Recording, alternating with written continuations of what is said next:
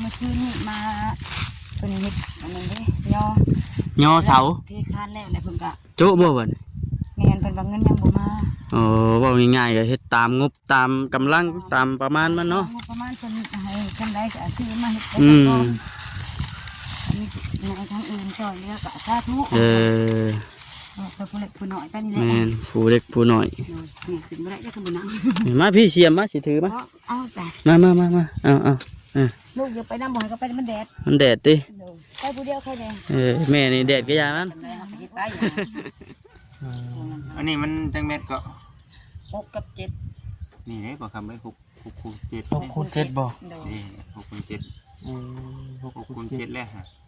ตอนนี้6บ่ยันว่าเถื่อมีเงินมีคำเอา9 ต้นนี่ก็ถือว่าโอเคทางมาคำก็ได้เนาะมาคำหาเอาต้นเดียวก็ขึ้นก็แกก็เห็ดอยู่เมืองนอกอันนี้คักกลัวออกไอเดียคนก็ได้ต้นเดียวเลยมันบ่แม่นพวกมันก็บ่ใหญ่เด้เนาะเสาเดียวเลยเสาต้นเดียวพวกมันก็บ่ใหญ่เนาะทั้งในก็เป็นโกนเข้าไปในบัดอยู่ได้เป็นลังอีกแน่คักอีนี่เขามีคุดๆจะได้บ่คำก็ได้คักได้แบบนั้นคือว่าจะได้เงินอยู่นี่ก็ได้แต่หาเงินก่อนหาเงินหาคำก่อนมีไว้ก็ได้เงินไหมมีหลายๆคนหาเงินจากกันก็ใช่เนาะ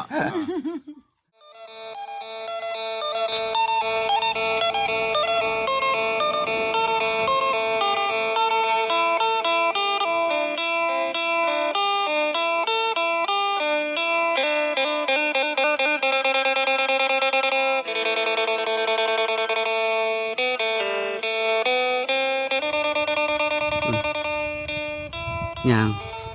มาเลยพี่น้องเนาะเถอะมันนักกบบ่เนี่ยนักกบจะได้ยังบ่กบนั่นบ่ได้ครับ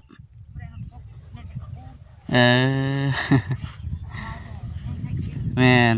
มื้อนี้น่ะพากันเดินทางมาพี่น้องเนาะมื้อนี้เดินทางมาเยี่ยมทั้งเอ้ยน้อยก่อนอื่นก็มีแต่ว่าทักทายสบายดีเด้อพี่น้องเด้อเนาะวิธีไรบ้านี่เบิ่งก่อนมาลัดเบิ่งกันมานี่บ่ป๊าดเถอะชิ้นอยู่บ่กับมัน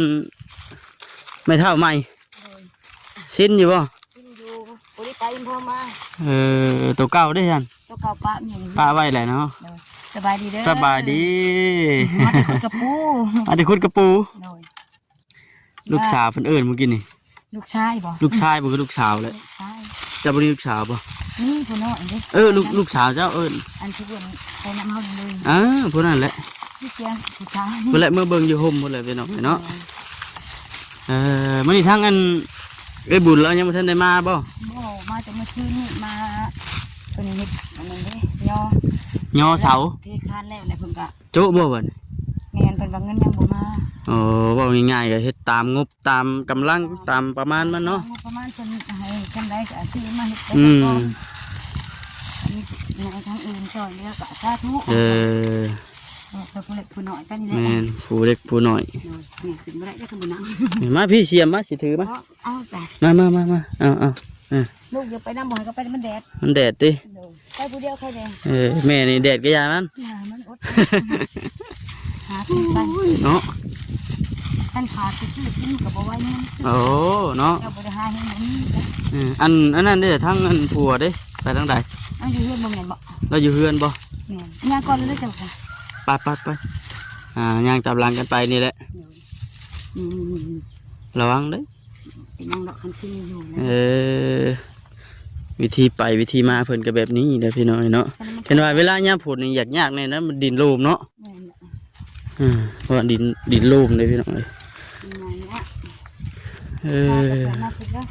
มากับบ่อจิตเพิ่นล่างบ่เอาเดี๋ยวสิมาถ่าเพิ่นอยู่โฮมพี่เด้อเด้อเพิ่นเฮ็ดหัวเฮ็ดหยังใหม่แล้วบัดนี้พี่น้องเนาะตันงัวยันงัวหมุนพักหมุนหญ้าแล้วมาฮอดเพื่อนเลยกินน้ำกินน้ำซะเมื่อยก่อนเด้อเด้อจังมานั่งอารมณ์กันพักหญ้าคาคิงแล้วพี่น้องเนาะเขาก็ขออนุญาตนำเพิ่นว่าแข่งขาเรานั่นน่ะแห้งลายกว่านี้พี่น้องเนาะเบิ่งนี่ขนาดแข สำนีก็ยังโอ้ยถือว่าเก่งทั้งเอื้อแล้วก็ได้สู่ซนหาเงินเลี้ยงลูกหาอยู่หากินอีกหน่อไม้นี่ก็ออกตลอดด้วยแท้หน่อไม้นี่บ่เอ้ยฮะโอ้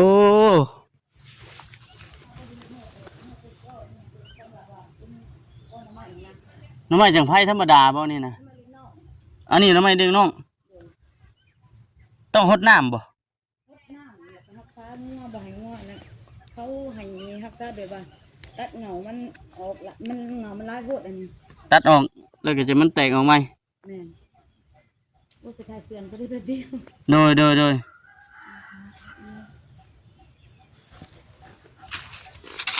วเราก็ให้เราไปกินน้ำกินในเช้าเมื่อยก่อน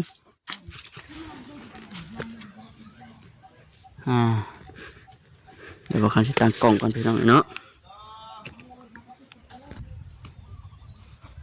นั่งเศร้าห่มก่อนพี่น้องเนาะให้ทั้งเอื้อยทั้งเอื้อยหน่อยเราไปเปลี่ยนเครื่องก่อนเราอันนี้ก็มาแต่ช่วงที่ว่ามาพบกันกับเบาจิตเบาเวียดเบาตาเป็นเมื่อนั้นพูดพี่น้องเนาะมาแต่ช่วงหนาวช่วงนั้นพูดแต่ก็บ่ได้มีโอกาสกันมามื่อนี้นะคือได้ยินข่าวว่าทางเบาจิตเพิ่นมีข่าวดีแน่มามอบให้กับเอื้อยหน่อยเราก็สู่ซนเนาะบุกบืนเราก็ได้เอาพี่น้องเลยก่อนอื่นก็มีแต่ว่ากราบทักทายสบายดีอีกทีหนึ่งเด้อพี่น้องเด้อเนาะทักทายสบายดี FC กันประสุขทุกคนพบพ่อกันอีกคือเก่าพี่น้องเลยเนาะพบเจอกันอีกคือเก่าอยู่ที่บ้านที่เพื่อนของไอ้น้อยเพิ่นมารอบนี้ก็เห็นเพิ่นตั้งเสาเจอเทินอยู่ก่อนนี้หากระทมดินนั่นแล้วห้องนึงผมกินพี่น้องเลยเนาะทำกินแล้วของนึงเป็นเหตุแบบใดติดตามเบิ้งเลยพี่น้องเนาะนั่นแหละพี่น้องจังใดก็มีแต่ว่าฝากทางพ่อแม่พี่น้อง FC เข้ามาเป็นกำลังใจให้ในเด้อพี่น้องเด้อเนาะเข้ามาเบิ่งมาชมคลิปแล้วก็อย่าพาโคตรขามโฆษณาไปพี่น้องเนาะ ช่วงนี้ก็โอ้ยยอดวิวยอดดูรวงล้นปานใบไม้เอาซื้อพี่น้องเลยโอ้ยเนาะหอดยามพอจะดูคนละบ่ดูว่าจังใด ไปพี่น้องเลยจังใดก็มีแต่ว่าไปทานไทยเบิ่งน้ำกันพี่น้องเลยบ่จะได้นั่งอยู่พุ่นบ่นั่งอยู่พุ่นไปติดตามเบิ่งน้ำกันไปนั่งอยู่พุ่นแล้วบ้านนี่เครื่องปลูกของพังแล้วก็หลายดีพี่น้องเนาะก่อนเอาไม้กกล้วยในกับบ้านนั้นปลูกพักนี่ซ่อนกันเลยนะมันเบิ้ลเลยก็ซ่อนไม้พักบกพักอย่างแล้วกับพุ่นดาวหกดาวเฮืองแล้วพักสลัดโอ้สุดยอดเนาะ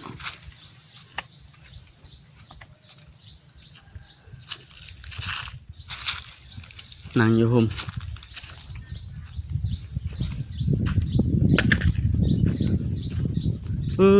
เถอะมีนี่ปาดเถอะก็กล้วยบอกคำเห็นก็กล้วยพี่น้องเลยก็กล้วยคือต่างๆนั่นคือเป็นหมากอันนี้บ่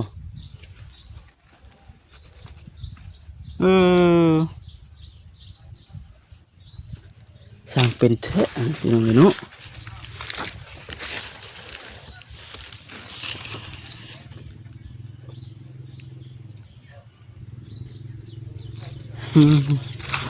ว่าข้ามันก็เคยเห็นแล้วป่ะนี่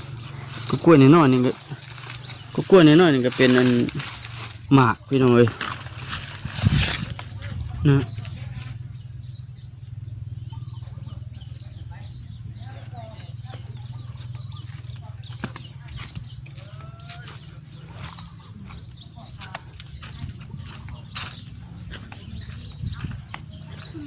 ก็กล้วยแล้วน้อยๆนี่ก็คือว่าเป็นหมากบ่ บ่คำหาก็เห็นเมื่อกี้นี่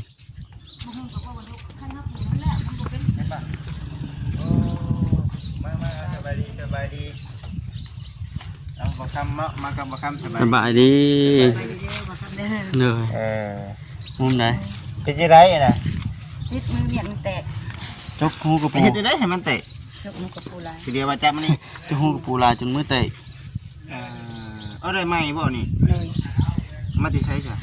เบาอันนั่นมาให้ บ่เนี่ย เรียนเสร็จแล้ว เอาดี บ่ นิว บ่นิ้ว โอ้อันนี้เอามายังนี่ เอาว่าจะมาเกี่ยวเนี่ย เที่ยว ยำระงับ10 บาท เอ่อ เราว่าเอางอนยนต์เก่าเอาออกเราเอางอนยนต์ใหม่มาให้ก็มื้อนั้น46มาเพิ่นเอามาให้มันออก45 อันนี้บ่ นี่แหละ หัวยืนบ่นะ งอนยนต์ห้างเพิ่นว่า ขออนุญาตเด้อพี่น้องเด้อเนาะขออนุญาตสิบ่ โดยกันเฮาแล้วก็สิตำในหนึ่งก็พอดีสำนี่แต่ก็มันกระตุ้งอยู่แต่มัน อันนี้เพิ่นเฮ็ดจังไดอันนี้เพิ่นให้เฮาตัดหนอกบ่หรือว่าจังได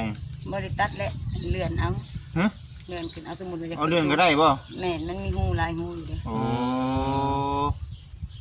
คือเฮานี่มันตามเนาะตามคือทางเจ้าหน้าผู้ดี เออ ชี้ได้เนาะนี่เนาะ มันก็บ่คือกันเนาะปูมีกับปูมีกัน เออ นี่ก็เฮาสมุดว่าเฮาก็บ่ เดี๋ยวมือเจ้าแตกย้อนอันนี้บ่ แม่นกำมันไปหลาย กำไรเนาะ มันยังบ่ทันลื่นเนาะ พอดีเลยแหละเฮา มันกลุ่มไหน แต่เก่ามันต่ำลงอีหลีแหละ บ่โอ้ ยังบ่ลื่นเด้อมือก็ บ่มันแตกก็ได้มาบ่ว่ามันเป็นอันนี้มันเป็นด่างมันเป็นตุ่ม เออ อันนี้มันแตก เบาเนาะใหม่นี่เนาะ เลย เบาอยู่เด้พี่น้องเอ้ยเนาะมันก็เฮ็ดสำหรับเด็กก็ต้องทิ่มเลยเลยนะ ก็แม่นแบบก็แม่นแหละ เอาไปก่อนเนาะ เอาไว้ก่อน แบบตัวนี้มันบ่เป็นได้มากกับตัวนั้นใส่ต่อ อืมเนาะไปแต่เช้าพุ่น โมไปบาง10 โมง เดี๋ยว10 โมงวันนี้มุ้ยไผมาบ่มันอ๋อ อืม แม่บุญเพิ่นกามาแต่มื้อคืนนี่เพิ่นมาอันนี้ได้ค่า เพิ่นว่าที่ไหนก็วันนี้เพิ่นเว้าว่าเพิ่นสิมาอยู่บ่ บ่เพิ่นนัดค่าไปเวียกบ่ เวียกบ่ เดี๋ยวถามมีงบประมาณนี้ได้ก็สิเข้ามาบอกเพิ่น เป็นเนื้อสายดึงงบประมาณ เฮาก็บ่จักนำเพิ่นเนาะอันนี้ก็ บ่จักว่า เดี๋ยวมีแต่ว่าเพิ่นสมมุติว่ามีผู้ใหญ่ใจดีทางอื่นเพิ่นอายมาแล้วก็เพิ่นมาแจ้งข่าวว่าซื้อใหม่เด้อซื้อใหม่มาก็เพิ่นมาบอกก่อนไปจังซั่นน่ะอันนี้ยังบ่ได้ยังทั้งเครื่องน่ะก็ได้ ปูนนี่ ปูนกับยังจังกะซีกับยังกันอะไรกันเรื่องกับยัง บัดนี้น่ะมันต้องขึ้นอยู่กับโครงนะบัดนี้เนาะ แม่น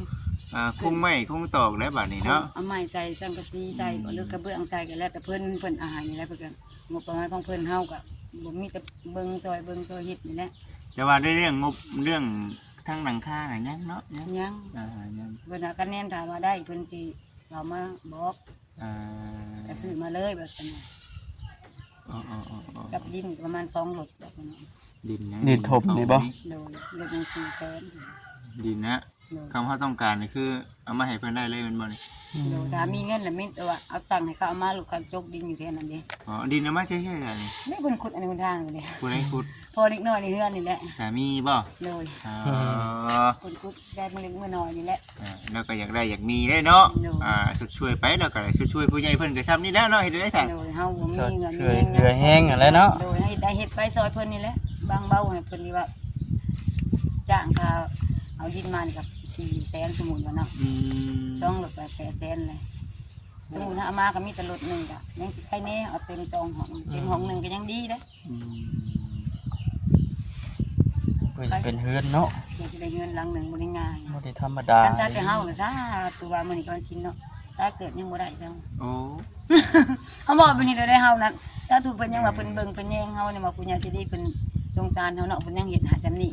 ซะแต่เฮาเองน่ะเซาอันหนึงก็ได้บ่เฮาว่าซะแต่ คือ เฮา สิเสาหนึ่งนี่พอให้อีกติ แต่หาเงินซื้อข้าวกินแต่ละมื้อบางหันกันพอแห้งแล้วก็สิได้ข้าวมากินให้ลูกให้พวกกินสู่กันกินกัน ได้ เก็บเล็กเก็บน้อยไปนี่แหละ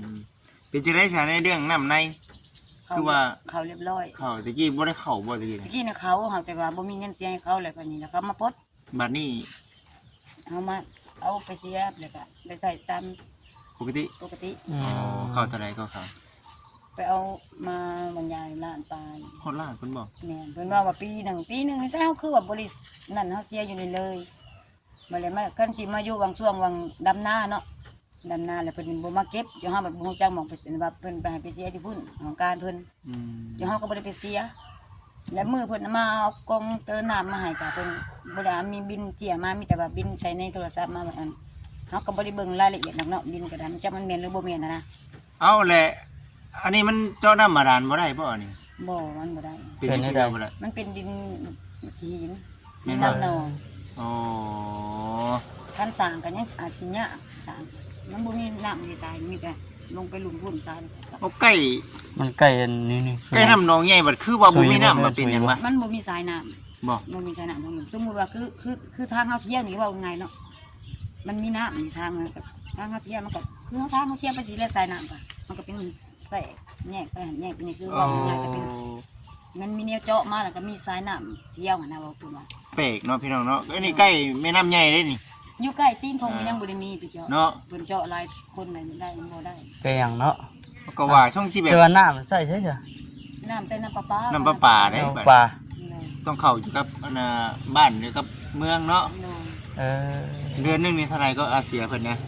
จักมันยังเดือนนี้ก็ยังบ่ได้ไป ชาติเก่า ชาติเก่าก็บ่เกิน30,000กีบ โอ้ สูงสุดก็คะแนนว่าบ่พื้นว่าน้ำมันกองเตอมันอย่างนั้นยังหันยากตัวเนี่ยมันยากนะก็แห้งอยู่แบบว่าน้ำมันไหลเลยเด้ อืม 60 70บางที ถือว่าเขาเป็นทีมห้อยแล้วเนาะ เลย แล้วก็ในเรื่องบ้านนี่ก็ยัง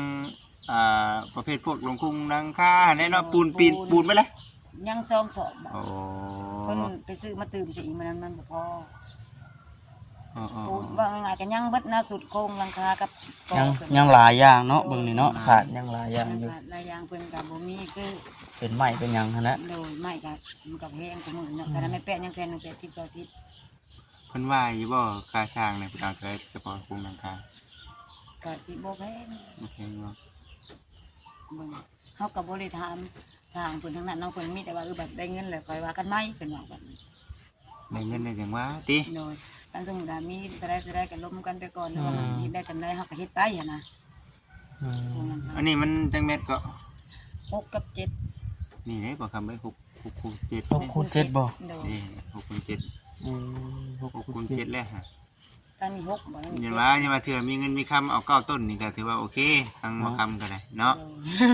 บ่คำหา คือ โด จะ ย ได้ เอาต้นเดียวก็ขึ้นก็แก่ก็เฮ็ดอยู่เมืองนอกอันนี้คักกลัวออกไอเดียคนก็ได้ ต้นเดียวเลยแมันบ่ แม่นพวกใหม่ก็บ่ใหญ่เด้เนาะ เสาเดียวเลยอะ เสาต้นเดียว เสาต้นเดียวพวกใหม่ก็บ่ใหญ่เนาะทั้งในก็เป็นโคนเข้าไปในบัดอยู่ได้เป็นหลังอีกแน่ แม่น คักอีนี่เขา มีคุกจะได้บ่คำก็ แม่ ได้ นเลยคักได้แบบนั้น คือว่าจะได้เงินอยู่อันนี้ก็ได้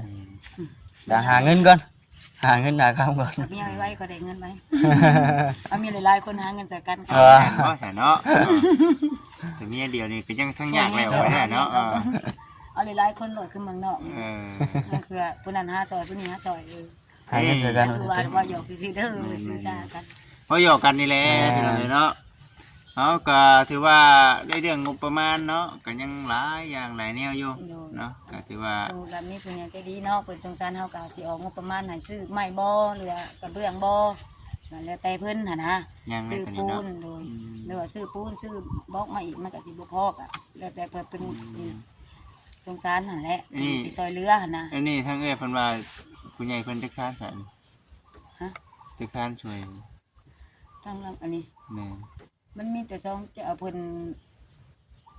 จื้ออยู่บ่จักซานก็ผู้ใหญ่ เพิ่นอย่างสองเจ้า สองทาน สองทานสองทาน สองเจ้า สองทาน โทษ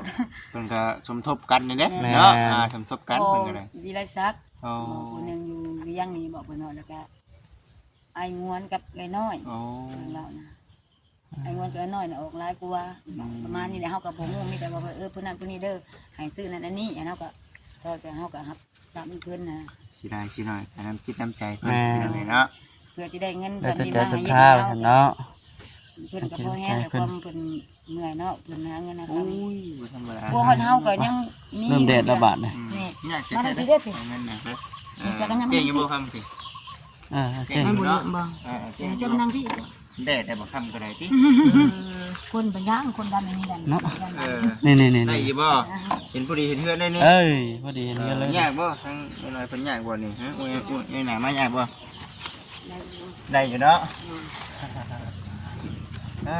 เด็กน้อยเดี๋ยวนี่เนาะไปทางนั้นมันมีบ้านคนบ่ มีเขาเป็นปฏิบัติธรรมเด้เดี๋ยวนี้ปฏิบัติธรรมอยู่วัดป่า ปฏิบัติธรรมอยู่วัดป่า หนูนี่ออกไปนี่เลย ก็มื้อนี้ก็สิเอาเงินนั่นแหละมามอบให้เนาะเป็นน้ำจิตน้ำใจของทางแม่ป้าเพิ่นเนาะก็เป็นเงินที่ว่ายังคงเหลือในเรื่อง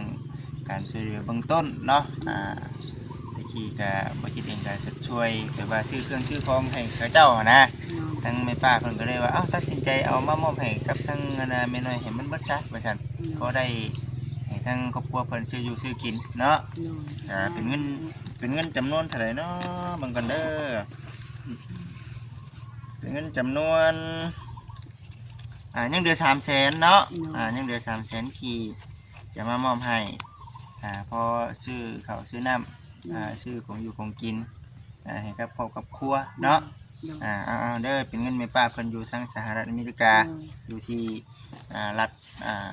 อยู่ที่ฮาวายเนาะโอเคซื้อยังไงเพิ่นกับบ่สงเป็นแม่ป้าวิพรเนาะแม่ป้าวิพรตัวเด้อแม่ป้าวิพรเอ้ยเฮาก็บ่มีหยังหลายที่ว่าติดต่อแทนเจ้ามีแต่มื้อจิตนี้แล้วเฮานี่แล้วให้อวยพรให้เจ้าขอให้มีหมันควรยืนอันดีๆมีแห่งความเจ็บอย่างใดความไข้บ่ให้มีเด้อคือเจ้ากันในครอบครัวกันปรารถนาจริงใดก็ได้ดังมาปรารถนาเนี่ยคิดเนี่ยเป็นก็ขอบ่อยมาไกลมาทัดมาวนมาไหว้ในจริงดีก็บ่อยมาพัวพันในทางกายในครอบครัวซะเอาก็บ่ทำแม่ที่ลงเด้อคือต้องอาจิตกันในทางมาทำที่กันเป็นสะพานบุญในเฮาก็อยู่ดีไม่แห้งหาเงินนะคำขายได้ให้ดีให้สุขให้ลาบได้โอ้ยนมือก่อนเนาะมื้อนี้วันที่ให้สมพรเบิดทุกคนอีหยังก็ได้เป็นผู้ใหญ่ท่านเดียวที่ว่าคิดมามอบเงินให้สิร้านมื้อนั่นแหละเด้อนะในป้าวิพรเพิ่นก็คือว่าได้มอบหมายงานสำเร็จแล้วล่ะพี่น้องเนาะมีแต่ว่าสิคอยสิพยายามเนาะมาเยี่ยมมายามเรื่อยๆถ้ามามีผู้ใหญ่เพิ่นให้เป็นสะพานบุญเนาะก็สิได้เห็นหน้าเห็นตากันเด้ออยู่เนาะคันว่าเพิ่นอยากช่วยเหลือเนาะมีหยังเล็กๆน้อยๆก็ตื่มกันผู้ละ10 50ก็ตื่มกัน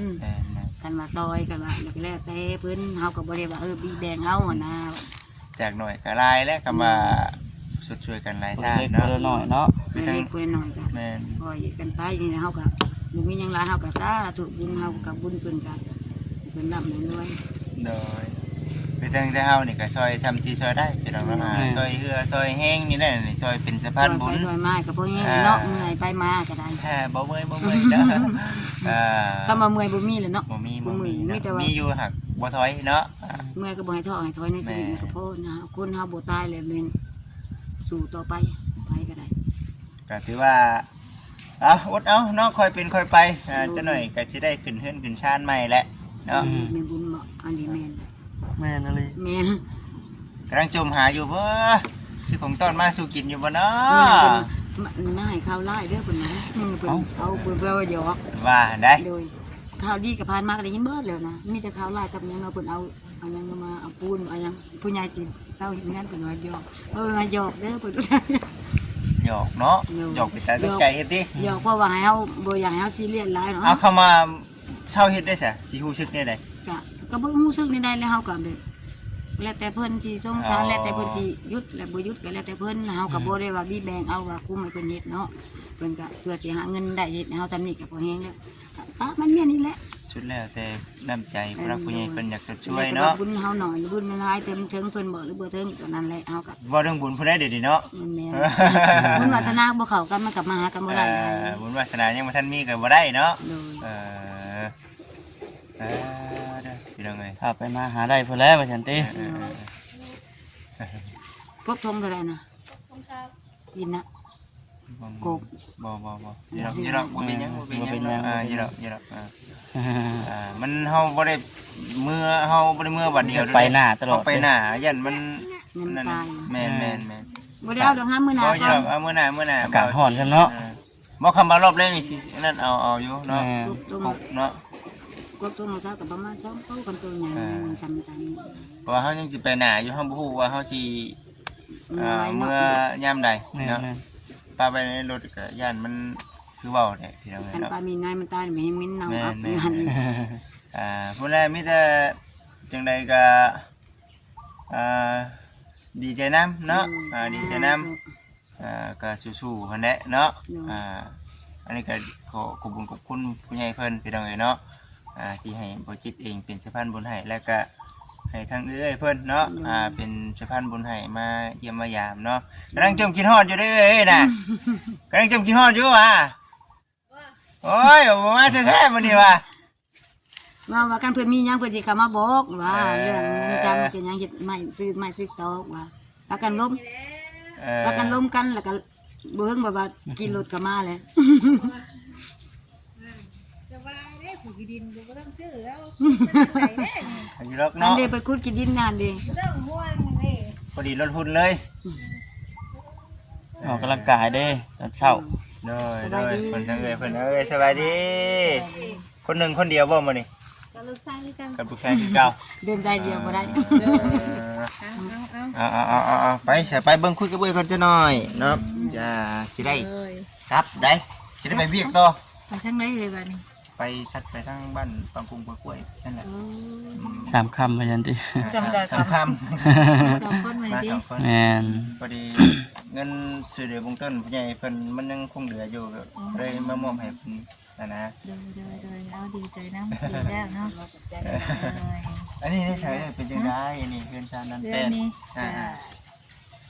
ได้ซ้ำนี้แล้วก่อนได้ซ้ำนี้แล้วก่อน สามทีมีเนาะ โดยเอาตามงบตาม ตามงบตามประมาณ ถามว่ามีมากอะได้เพิ่มอีกวันนี้ก็มีมาเพิ่มอยู่มาเก็บโฮมแม่นนี่แหละ เก็บเด็กเก็บน้อย ทอนกันว่าซั่นติ ทีแล้วเนาะ พุ่นแหละพี่น้องเอ้ยเนาะคันว่ามีโอกาสมีบุญวาสนาเนาะคันผู้รักผู้ใหญ่เป็นอยากสมทบกับผู้จิตเองเสียสินำเนาะหรือว่ามาปรึกษาหารือกับทางเอ้ยเพิ่นพี่น้องเอ้ยเนาะ ยังหลายอยู่นะ ยังหลายบ่ ยังหลายย่านเมื่อเพื่อสิแล้วน้ำเอื้อยนี่ก็มีอยู่แต่อาจสิยังบ่พอเรื่องใหม่เรื่องต่อมีเงินอยู่8 ล้านเรียนน้ำเอื้อยก็ได้แล้วก็เรื่องมันเพื่อมันสิขึ้นมาเนาะการสิขึ้นโค้งก็ต้องมีไม้ให้มันครบแล้วก็มีค่า ผู้เป็นหางข้างใน มีฮาโลซิงมีไม้เซอร์ล่าเพื่อสิพ้องเป็นง่ายเลยเพื่อสิรวมได้นะ เรื่องเฮือนนี่วิทย์หลังคานี่หายใจมอดเนาะอันนี้มันต้องมีบาทเดียวเราได้ตัวนี้เนาะ เนี่ย มีเครื่องของมันต้องมีค่าสร้างบัด เนี่ย ค่าสร้างบ่มีเขาก็บ่เฮ็ดบัดนี้นะ คือเฮาสิก่อก่อนมันก็บ่ได้มันแดด แม่ ถ้าเป็นไปได้ก็จะขึ้นโค้งแล้วก่อนในทั้งลุ่มเลยจังค่อยเฮ็ดเสริมไปสิเนี่ย อันนี้เฮามีสำไรเฮาค่อยเก็บของไปเนาะ โดย อันนั้น เอา บ่นะ เอาประกอบมาให้บ่จิตนี่เด้อแต่ตรงยางเด้อ เรื่องหลายแนวเพื่อสิได้น้องเอ้ยคันว่าทั้งน้องได้นำก็ยังดีเนาะได้ปูนผู้สอบผู้ใดก็ดี ก็จังไดก็ได้เนาะตามผู้รักผู้ใหญ่เพิ่นบอกเพิ่นว่า แม่นขึ้นอยู่กับอันจุดประสงค์ของผู้ใหญ่นำ แม่ ทุกสิ่งทุกอย่างก็ได้ แล้วซะเนาะมีแต่สิไปเวียกไปงานต่อเรื่อยเด้อเนาะคือทางเจ้าได้ซะครับมานี่ก็ตอนแรงครับ สั้นแล้ว ไปซะเดี๋ยวสิพากันไปเบิ่งเวียกเบิ่งงานทางนั้นคำว่ามัน โดยนะ เป็นจังใดก็สิให้ทางเอ้ยและไปเบิ่งนํกันเนาะไปเบิ่งนํกัน ทั้งได้ปลากล้วยไปบ้านไปอีกว่าแล้วบ่ได้ บ่พากแล้วจังว่ารุ่นเบิ่งก่อน รุ่นเบิ่ง ข่อยก็ยังบ่จักว่าซั่นเนาะจักสิเป็นจังไดเห็นเขาเจ้าแนะนำมานะก็คำว่ามัน ไปมื้อแรกบ่เรือ มื้ นี่ อแร ได้ กมื้อแรก เอาขอให้โชคดีจังได๋ก็สิตามไปนำผู้แลกันว่าเป็นจังไดก็ได้เนาะ โอเคเอาอยู่ดีแม่อยู่ดีแม่ไปๆสบายมาคำมาเอาเด้อสบายดีไปปั่นพี่น้องเลยเนาะโอ้ย เนาะ6คูณ7แม่นบ่เอ้ยผู้ดีงามเลยสิสมุนตะมิพี่น้องเอ้ย คูณ7 นี่ก็ยังนานแล้วบ่โต พี่น้องเนาะ ตะมิเนาะโอ้เพื่อมันก็บ่ยอกเจ้าเด้อสมุนตะมินี่เนาะทางเบิ่งคือน้อยๆเป็นตะแพง ไปพี่น้องเลยจบคลิปก่อนทำมาคำก็ได้ทางเพื่อนพี่น้องจีกดติดตามรับชมในเด้อพี่น้องเด้อเนาะสบายดี